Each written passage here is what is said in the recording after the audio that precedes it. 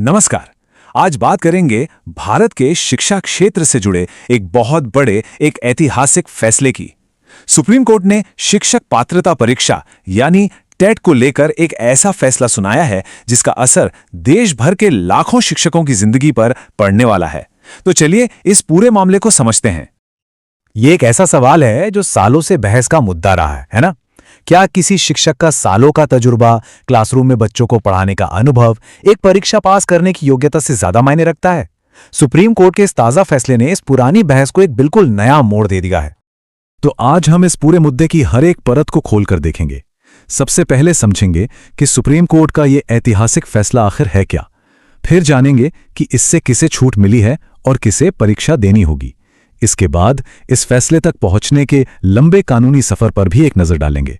और हाँ, इसका शिक्षकों और हमारी पूरी शिक्षा व्यवस्था पर क्या असर होगा और भविष्य की राह में क्या चुनौतियां हैं, इस पर भी बात करेंगे। तो चलिए शुरू करते हैं सबसे अहम बात से। आखिर ये फैसला है क्या जिसने पूरे शिक्षा जगत में इतनी बड़ी हलचल पैदा कर दी है? ये है इस पूरे फैसले की सबसे बड़ी हेडलाइन। सुप्रीम कोर्ट ने एक तारीख तय कर दी है, 1 सितंबर 2025। इस तारीख से जो शिक्षक पहले से नौकरी में हैं, उनके लिए भी प्रमोशन पाने और अपनी नौकरी में बने रहने के लिए टेट पास करना जरूरी हो जाएगा। ये वाकई में एक बहुत बड़ा बदलाव है। और जानते हैं ये फैसला इतना ज्यादा महत्वपूर्ण क्यों है? क्योंकि कोर्ट ने इसे अपनी एक बहुत ही खास शक्ति यानी अनुच्छेद 142 के तहत दिया है। इसका सीधा सा मतलब यह है कि कोर्ट इसे सिर्फ एक कानूनी आदेश नहीं मान रहा, बल्कि पूर्ण न्याय को सुनिश्चित करने के लिए एक जरूरी कदम मान रहा है। तो चलिए अब उस सवाल पर आते हैं जो शायद सबके मन में है। ये जो नया नियम आया है, ये असल में लागू किस पर होगा? किसे ये परीक्षा देनी ही होगी और किसे इससे छूट दी गई है? सबसे पहले तो एक राहत की बात, और ये बात सीधी सुप्रीम कोर्ट की तरफ से आई है। इस फैसले की वजह से किसी भी शिक्षक की नौकरी नहीं जाएगी, लेकिन हाँ, नौकरी में बने रहने और प्रमोशन पाने के लिए कुछ नई शर्तें जरूर जोड़ दी गई हैं। तो नियम असल में है क्या? देखिए, कोर्ट ने इसे बहुत साफ तौर पर 2 हिस्सों में बांटा है। एक तरफ वो शिक्षक हैं जिनकी सर्विस में अब 5 साल या उससे भी कम का समय बचा है। उन्हें टेट परीक्षा से पूरी तरह मुक्त रखा गया है, कोई टेंशन नहीं। लेकिन दूसरी तरफ वो शिक्षक हैं जिनकी सर्विस अभी 5 साल से ज्यादा बची है। उनके लिए अब प्रमोशन पाने के लिए अगले 2 साल के अंदर टेट पास करना जरूरी होगा। तो ये जो 2 साल का वक्त है ना, ये बहुत अहम है। कोर्ट ने ये सुनिश्चित किया है कि जो भी शिक्षक इस दायरे में आते हैं, उन्हें तैयारी करने और परीक्षा पास करने के लिए पूरा समय मिले। अच्छा, एक सवाल ये भी है कि अगर कोई शिक्षक इन 2 सालों में टेट पास नहीं कर पाता तो क्या होगा? तो देखिए, जैसा कि कोर्ट ने कहा, नौकरी नहीं जाएगी, उन्हें उनकी प्रमोशन से पहले वाली पोस्ट पर वापस भेज दिया जाएगा। और अच्छी बात यह है कि इससे उनके मूल वेतन यानी ओरिजिनल पे स्केल पर कोई असर नहीं पड़ेगा।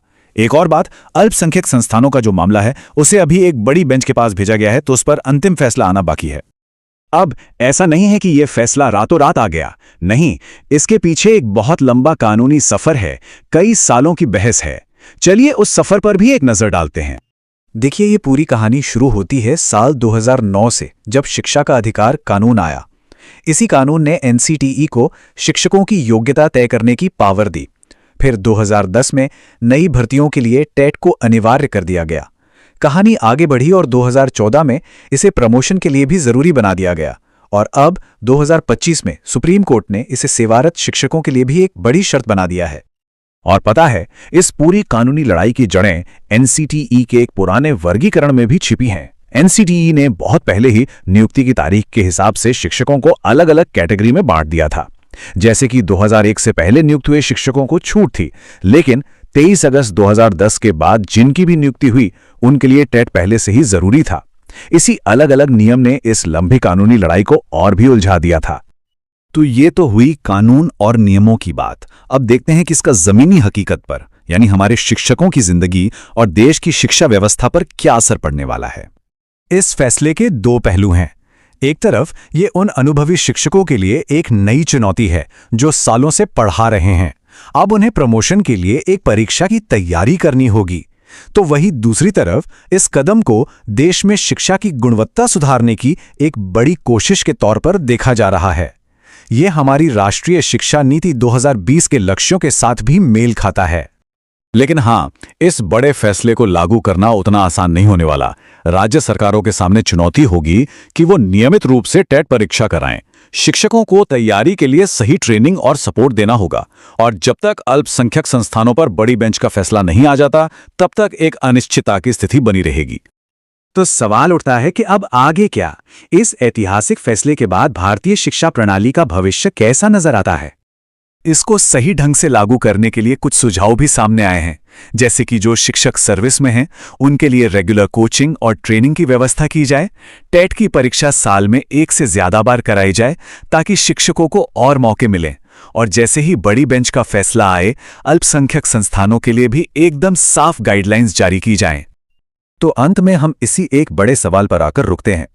क्या अनुभव और योग्यता के बीच एक संतुलन बनाने की ये कोशिश वाकई भारत में क्वालिटी एजुकेशन का एक नया अध्याय लिख पाएगी? इसका जवाब तो हमें आने वाला वक्त ही देगा।